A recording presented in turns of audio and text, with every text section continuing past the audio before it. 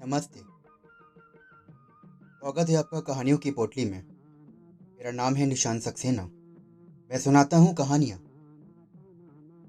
ये सुनते हैं आज मालगुडी डेज की कहानी आश्रय। अचानक बरसात शुरू हो गई। उसे जो अकेली सुरक्षा प्राप्त हो सकती थी वो था सड़क के किनारे खड़ा विशाल तने और ऊपरी फैली शाखाओं वाला बरगद का पेड़। वो निरपेक्ष भाव से नीचे गिरते पानी को देखता रहा, जिसका झोंका कभी कभी उसकी तरफ आ जाता था। वो एक पिल्ले को, जिसका शरीर एकदम भीग गया था, और दो बैलों को, जो सड़क के किनारे बड़े केले के पत्ते खा रहे थे, चुपचाप देखता रहा। अचानक उसे ये महसूस हुआ कि पेड़ की अगली टेढ़ी हुई डाल के नीचे एक आदमी और खड़ा है। फूलों की हल्की सी सुगंध उसकी तरफ आई तो वो अपनी उत्सुकता नहीं दबा पाया, और वो धीरे धीरे सरक कर वहीं पहुंच गया जहां पर वो खड़ी थी। कुछ देर बाद वो एकदम उसी के सामने जा खड़ा हुआ। उसकी पहली प्रतिक्रिया हो करने से हुई, पर वो ये ना कर सका और चौंक सा गया। स्त्री उसे देखकर घबरा गई और चीखने चिल्लाने को हो गई। वो शांत हुआ तो बोला कि आप डरिए नहीं, मैं चला जाता हूँ। लंबी जुदाई के बाद अपनी पत्नी से मिलने पर यह प्रतिक्रिया मूर्खता की थी। वो वापस अपनी जगह चला गया। कुछ देर बाद वो लौटा और पूछने लगा कि तुम यहाँ कैसे। उसे लगता था कि अब वो जवाब नहीं देगी, लेकिन जवाब आया बरसात के कारण। अच्छा, वो मजाक के तौर पर बोला और उसे खुश करने के लिए हंसा। फिर बोला कि मैं भी इसी कारण यहाँ आया, और जवाब की मूर्खता महसूस की। वो स्त्री चुप रही।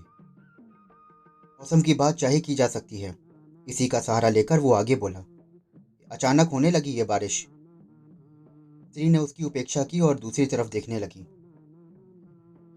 उसने विषय को आगे घसीटने की कोशिश की और बोला कि अगर मुझे जरा भी अंदेशा होता तो मैं या तो घर में ही रहता या छाता लेकर निकलता।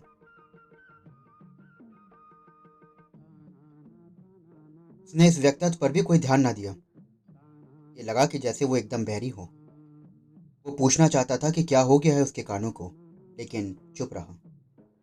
उसे लग रहा था कि शायद वो चिढ़ जाएगी। परेशानी की अवस्था में वो कुछ भी कर सकती थी। संकट की उस आखिरी रात तक उसे उसकी तीव्रता का अनुमान ही नहीं हुआ था। वैवाहिक जीवन में दोनों के अनेक बार संकट की स्थिति आई। हर दूसरे घंटे दुनिया के हर विषय पर उनके मत एक दूसरे के विरुद्ध होते थे। हर सवाल पर संकट खड़ा होता और कोई भी ऐसा ना होता जिसकी उपेक्षा की जा सके। विषय कुछ भी हो सकता था। रेडियो सीलोन सुने या ऑल इंडिया रेडियो, अंग्रेजी फिल्म देखी जाए या तमिल, चमेली की खुशबू बहुत तेज होती है या नहीं, गुलाब को बहुत अच्छा कहा जाए या नहीं, वगैरह वगैरह।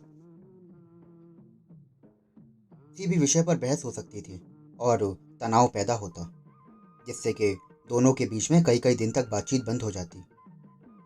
फिर समझौता होता और एक गाढ़ी दोस्ती हो जाती। दोस्ती के ऐसे ही दिनों में एक बार दोनों ने एक लंबा चौड़ा समझौता पत्र भी तैयार किया, जिसके अनेक अनुबंध थे, और पूजा के कमरे में देवताओं के सामने जिस पर हस्ताक्षर किए गए और निश्चय किया गया कि कभी भी इसका उल्लंघन नहीं किया जाएगा। उनकी लड़ाइयाँ हमेशा के लिए समाप्त हो गई। लेकिन बहुत जल्द ही इसका पहला वचन कि अब हम कभी नहीं लड़ेंगे 24 घंटे बाद ही तोड़ दिया गया। और इसके बाद वे सब अनुबंध, जिनमें घरेलू मतभेद के जैसे मुद्दे, रोजमर्रा के खर्चे, खाना अच्छा बनाया या नहीं, बहस की, बजट की बहस, ससुराल की चर्चा, जिन सब पहलुओं पर विस्तार से निर्णय लिए गए थे, उन विषयों का कोई महत्व ही ना रहा। अब बरसात के भीगते हुए उसे खुशी थी कि वो घिर गई है। कुछ दिन पहले जो एक लंबा अरसा महसूस होता था, वो उस रात उसके बाहर जाने के बाद घर का दरवाज़ा बंद कर लिया था। उसे उसकी कोई खबर नहीं मिली थी।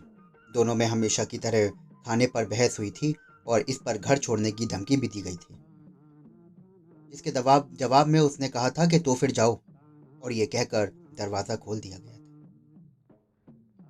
एक रात वो चली गई। इसके बाद उसने कई दिन तक दरवाजे की कुंडी नहीं लगाई और आशा करता रहा कि शायद वो वापस लौट आए, लेकिन वो कभी वापस ना आई। उसने हिम्मत करके कहा, मुझे तुमसे मिलने की उम्मीद नहीं थी। हाँ, तुम सोचते हो कि मैं जाकर डूब मरूंगी? डर तो लगता था। हाँ। तुमने अगल बगल के कुओं और तालाबों में तलाश की होगी, या नदी में?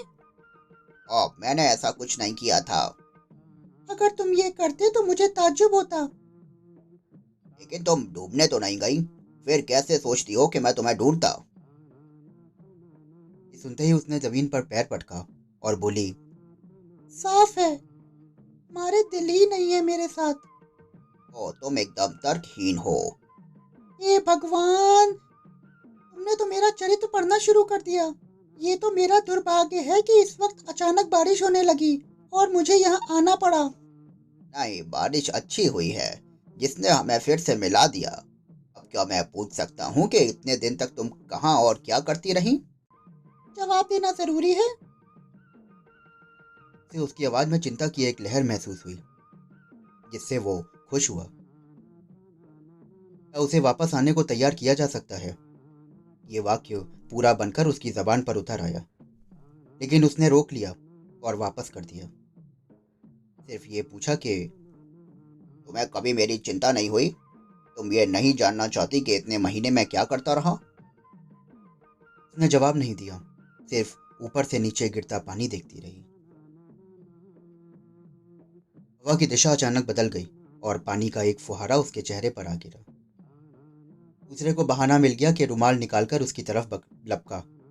वो छिटक कर अलग होने लगी और चीखी के, मेरी चिंता मत करो, हटो मेरे पास से दूर। अरे तुम बहुत भीग गई हो।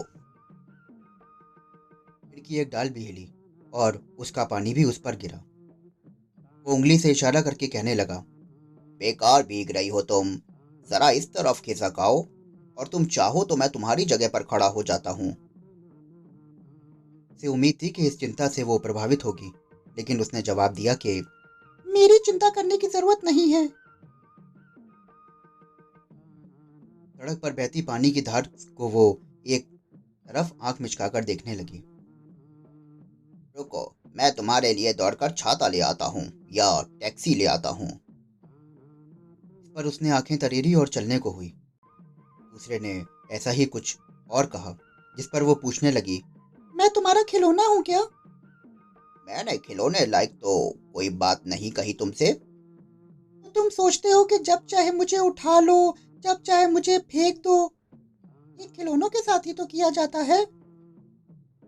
मैंने तुम्हें जाने के लिए तो नहीं कहा। अब मैं ऐसा कुछ सुनने को तैयार ही नहीं हूँ। मैं शायद ये कहने के लिए मरा जा रहा हूँ कि मुझे बहुत अफसोस है। हो सकता है, लेकिन ये किसी और से कहो। अरे, अब मेरे पास कौन है तुम्हारे अलावा कहने के लिए? ये तुम्हारी समस्या है, मेरी नहीं। इससे मुझे कोई मतलब नहीं है। अरे, तुम्हारे पास दिल है या नहीं है? जब मैं कहता हूँ कि मुझे अफसोस है तो मेरा विश्वास करो कि मैं बदल गया हूँ। मैं भी। मैं पुरानी वाली नहीं रही। मैं किसी से कोई उम्मीद नहीं करती और ना ही निराश होती हूँ। अच्छा, ठीक है। अच्छा, ये नहीं बताओगी कि इतने दिन क्या किया? किसी ने बताया कि तुम हरिजन सेवा या वैसा कोई काम कर रही हो। देखो, मैं तुम्हारी कितनी जानकारी रखता हूँ। उसने जवाब में कुछ नहीं कहा। उसने पूछा कि सारा वक्त तुम यहाँ पर रहती हो या? जाहिर था कि वो उसका पता जानने की कोशिश कर रहा था। वो ये जानना चाह रहा था कि वो इतने दिन कहाँ रहती है। उसने बारिश पर नजर डाली और फिर मायूस नजर से उसे देखा और बोला कि ये बारिश मैंने तो नहीं बुलाई है, हमें इसका एक साथ सामना करना है। ये कोई जरूरी नहीं है, इस तरह तुम मुझे रोक नहीं सकते हो। ये कह के वो एकदम से उठी और बारिश की में ही भागने लगी। वो पीछे से चिल्लाया, रुको, रुको, वहीं रुक जाओ, मैं आ रहा हूँ तुम्हारे पास, अरे मैं वादा करता हूँ कि मैं तुमसे अब आगे से कुछ नहीं कहूँगा। वापस आ जाओ, भीगो मत।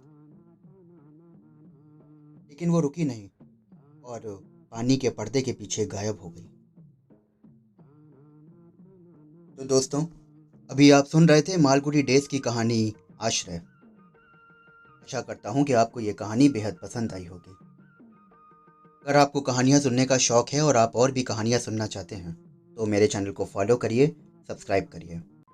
मैं फिर मिलूँगा आपसे एक और कहानी के साथ। शुक्रिया।